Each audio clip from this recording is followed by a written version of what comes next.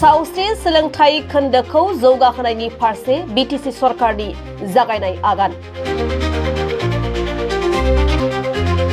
क'क्राझारनि बेसरगावआव थानाय गोदान सरकारि नार्सिं कलेज फजौखांनायनि अन्थाइखाम्फा बेखेवदों बिटिसिनि गाहाय खुंगिरि हाग्रामा महिलारिया।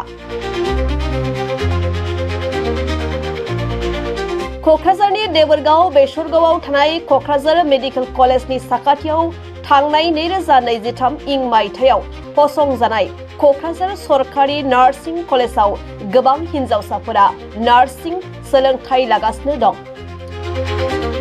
बे नार्सिं कलेजाव सोलोंथाइ लानाय सोलोंसाफोरनि साबसिन खाबु आरो बांसिन हिन्जावसाफोरा सोलोंथाइ लानो हानायनि खाबु जगायनानै होनो थाखाय बे फसंथानखौ जौगाखांहोनायनि खामानि जागायदों बिटिसि सरकारा।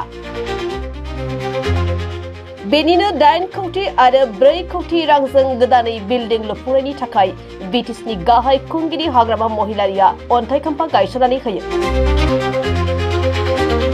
दिनै हाबाफारियाव बिटिसिनि गाहाय खुंगिरि हाग्रामा महिलारिजों लोगोसे बिटिसि देहा बिफाननि मावफुं सोद्रोमा देरहासार बसुमतारी आरो एमसिएलएफोर जुबिराज बसुमतारी, जेम्स बसुमतारी मोनजों लोगोसे देहा बिफाननि मावख'गिरिफोर आरो क'क्राझार सरकारि नार्सिं कलेजनि फोरोंगिरि आरो सोलोंसाफ्रा बाहागो लायो। नोंथांमोना गोब्राब नाजासेयावबो जेरावबो जाफुंसारनो हायाखै नामा? जानांदों नामा गुबुन गुबुन रोखोमनि जेंनाजों मोगा-मोगि? जुदि जेरावबो जाफुंसाराखैब्ला आरो बायदि जेंनाजों मोगा-मोगि जानांदों, अब्ला बेफोरनिफ्राय जेंना बोस्रांनायनि राहाखौ लादो। मायांनिफ्राय सोलोंथाइ लानाय मुंदांखा तान्त्रिक आरबाज कबिराजआ नोंथांमोननि बेफोर जेंनाखौ बोस्रांनानै होगोन।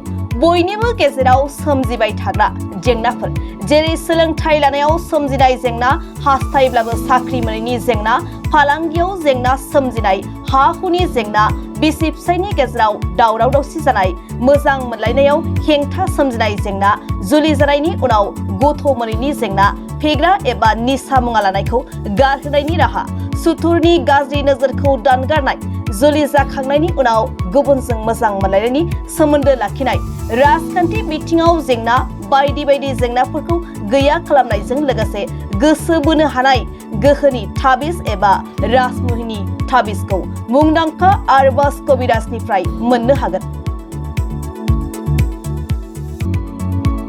अब्ला मानोथो गोबाव खालामनो? नोंथांनि जेंनाखौ गैया खालामनो थाखाय 7908887945 मबाइल नम्बराव फोनांजाब खालामदो आरो आरबाज कबिराजनिफ्राय सुबुरुन लादो।